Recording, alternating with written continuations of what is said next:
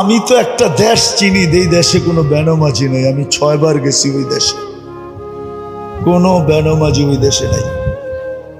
এটা আমার প্রথম দিন প্রমাণ হয়েছে। আমি প্রথমবার যখন যাইতেছিলাম, আদিস আবাবার থেকে ইথিওপিয়ার থেকে আমার ফ্লাইট ছিল। আমার পাশে যিনি বসা ছিল, ও প্লেনে পুরা দাঁড়াইতে পারতো না, ছাদে লেগে যেত। প্লেন একটু নিচা থাকে না, লাগেজ লুগেজ বড়ার পরে, তো মাথা উঁচা করতে পারতো না, এরকম লম্বা।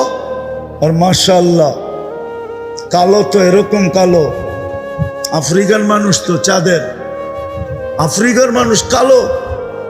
তো আমি কথা বলতে বলতে ওরে নামাজের সময় চলে আসছে, আমি নামাজের কথা বলছি, তো ও হাসি দিয়া বলে, মুসলমান নামাজ পড়ে না, তুমি এই কথা বিশ্বাস করলা কি, ধারণা করলা কি করে যে মুসলমান আর নামাজ পড়বে না? দেখলাম নামাজ পড়লো প্রথমবার। তো আমার দাওয়াত ছিল ওর বাড়িতে, তো নামাজের সময় আমি গেলাম, তো বলল চলো আগে নামাজ পড়ে নি, পরে খাবো। তারপর আমি 6 বারে ওদেরকে পরীক্ষা করছি, বিলকুল টপ টু বাটন, প্রেসিডেন্ট থেকে নিয়া, সেনা প্রধান থেকে নিয়া, নিচের আমলা পর্যন্ত